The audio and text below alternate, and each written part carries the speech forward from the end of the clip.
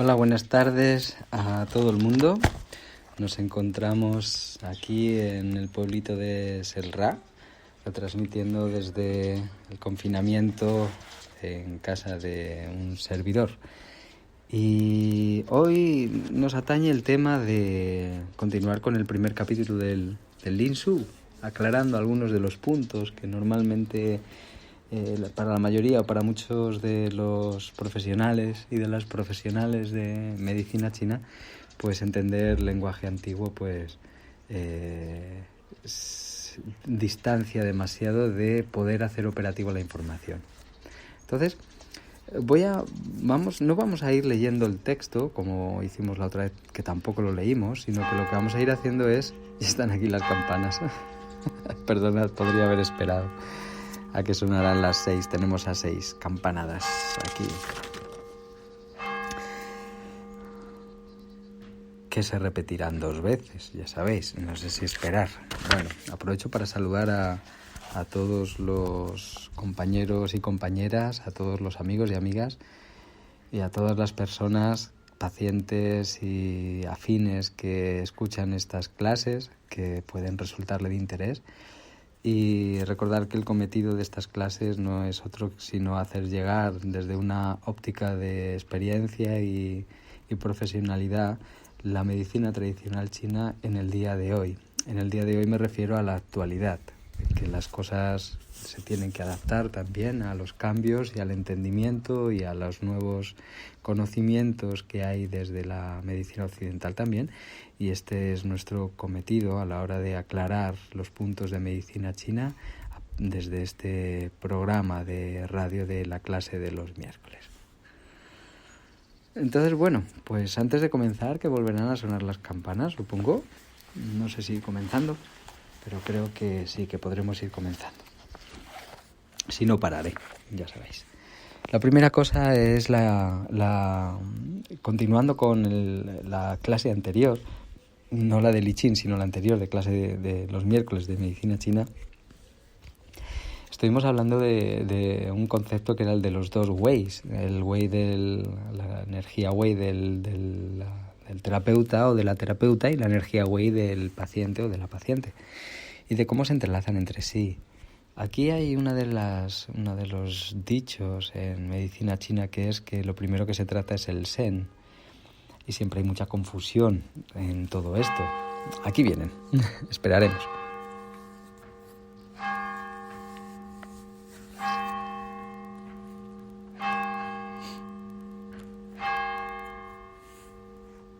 Ya está. Bueno, pues aquí suele haber confusión entre a qué se refiere de tratar el Shen, porque para muchos, por nuestra experiencia, para muchos profesionales y muchas profesionales, lo que ocurre es que intentan tratar el psiquismo del paciente sin entender realmente la patología. Y bueno, aquí siempre hay que andar o en general hay que andar con pies de plomo, no dejarse llevar por eso nada más. Pero hay una cosa muy, muy sencilla que se puede entender para poder ir colocando las cosas en su lugar.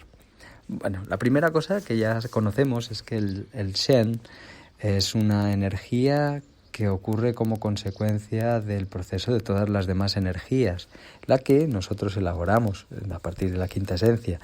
y que como consecuencia de ello tenemos que el Shen, en cuanto la energía nutricia o la energía en la respiración o en la nutrición se altera, o se altera la Wei, o se altera alguna de las hereditarias, alguna cosa así, pues el Shen se va a alterar, evidentemente. Bien.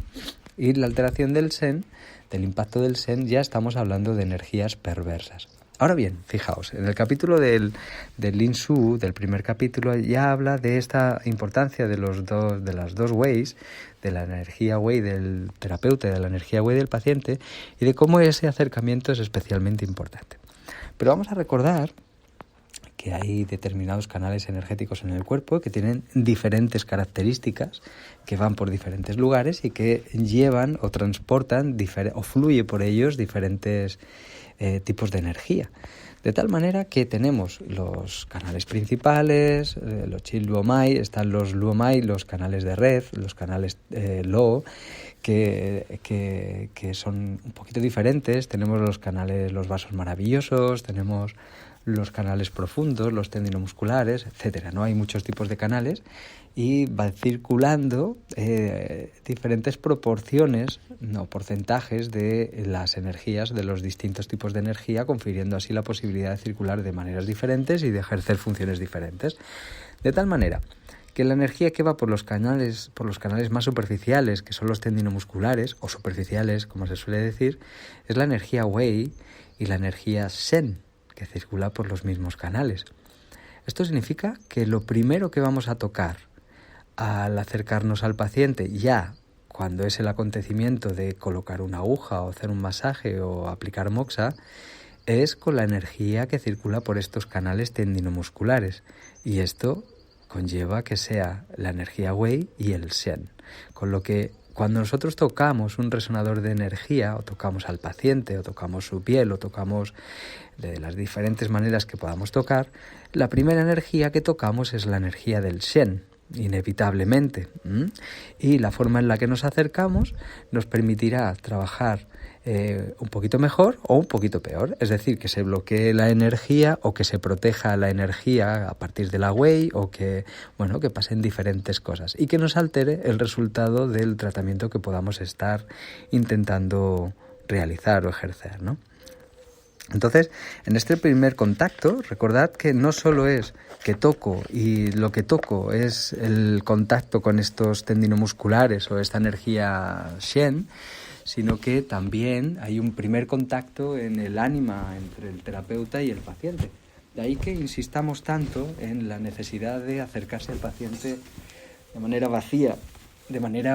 en el sentido de sin que para el terapeuta exista, porque para el paciente existirá lo que exista, pero sin que para el terapeuta exista una diferenciación entre terapeuta y paciente, sino que lo primero y acercamiento que sean dos personas que se encuentran en un acontecimiento y luego ni siquiera eso, que ocurra nada más el verbo, que ocurra el acontecimiento como tal y se pueda ejercer o realizar o se dé el acontecimiento o la sanación como tal, ¿no? O el movimiento de energía. Entonces, aquí, en este primer acercamiento, en el que el primero es el contacto de esas Weis entre las dos personas, y cómo ya están interactuando ese Shen y esa energía Wei, pues está también el cómo vamos a tocar al paciente para tomar el pulso, o cómo, en qué lugar nos colocamos de la camilla o del futón o de donde estemos ejerciendo la terapia. Incluso cómo vamos a entrar en la sala o qué vamos a decir, cómo vamos a mirar, todas esas cosas que si las queremos sesgar en el sentido de que tratar de aprenderlas como un teatro, pues evidentemente hay que ser o muy buen actor para que no se note, pero el Shen y la Wei se enterarán si estás mintiendo o no, o por lo menos colocarse en una situación de vacío suficiente como para que tu vacío permita que la Wei del paciente contacte con la tuya y puedan interactuar entre ellas y se dé el acontecimiento que tiene que darse. Entonces, esto es lo primero, y nos tiene que permitir este primer contacto de confianza que va a aparecer, el poder tomar el pulso sin que se altere.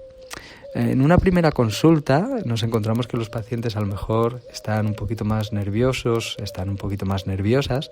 y tomamos el pulso una primera vez, que vea que no pasa nada, ya sabemos que estará un poquito alterado, no será igual que si se lo tomamos a la semana siguiente o al cabo de un tiempo, porque ya vendrá, primero que ya habrá ido haciendo efecto lo que le estamos haciendo con el tratamiento, y por otro lado que la confianza y cómo se acerca la persona a nosotros es muy diferente al primer día. Entonces, cuando nosotros tomamos el pulso,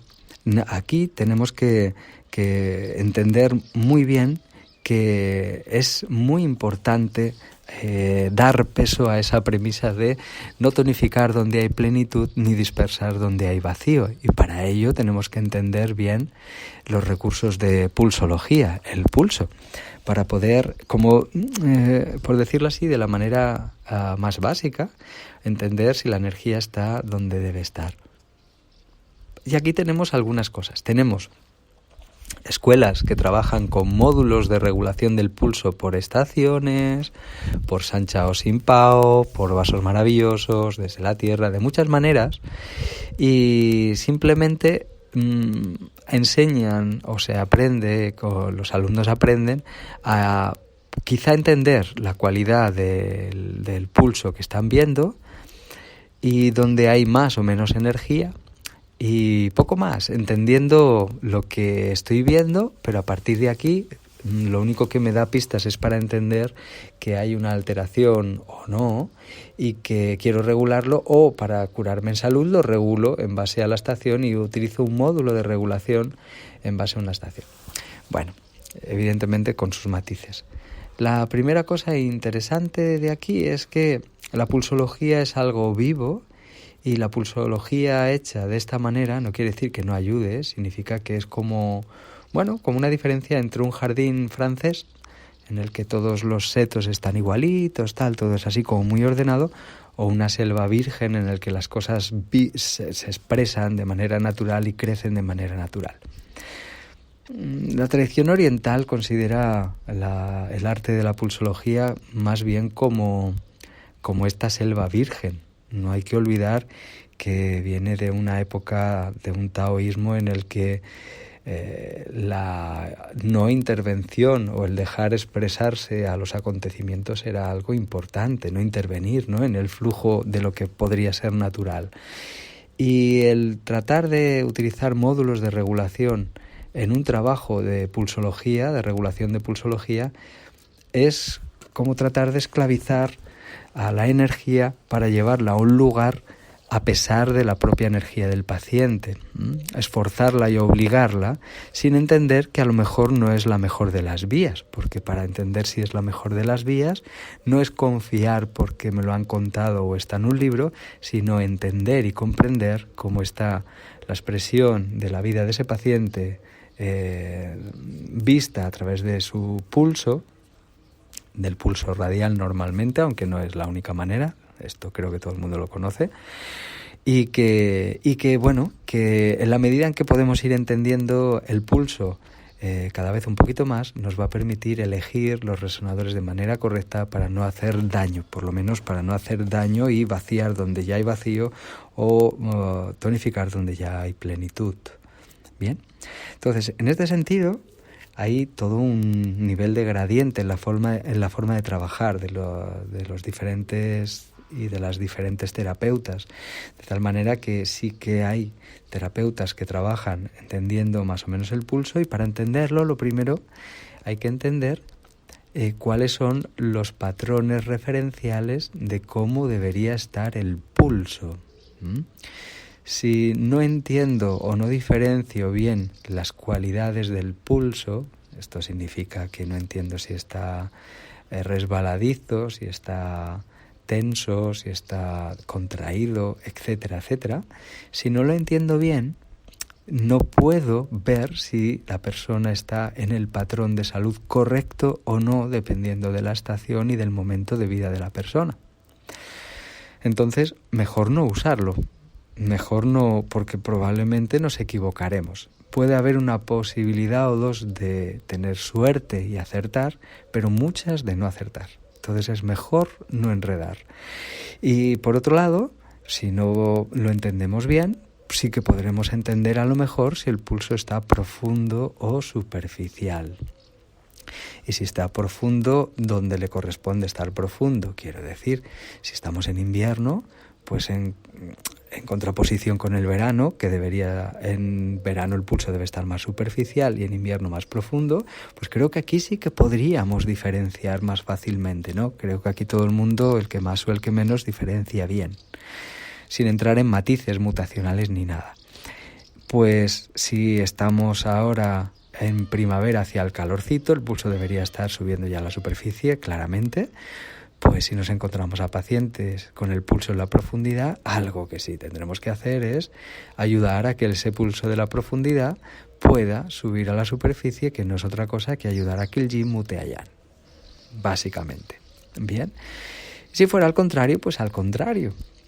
Por otro lado, también debemos entender, si esto lo entendemos, pues ya podemos hacer algo en la regulación, ¿no? Y ya aquí sí podemos utilizar dentro de los modulitos de regulación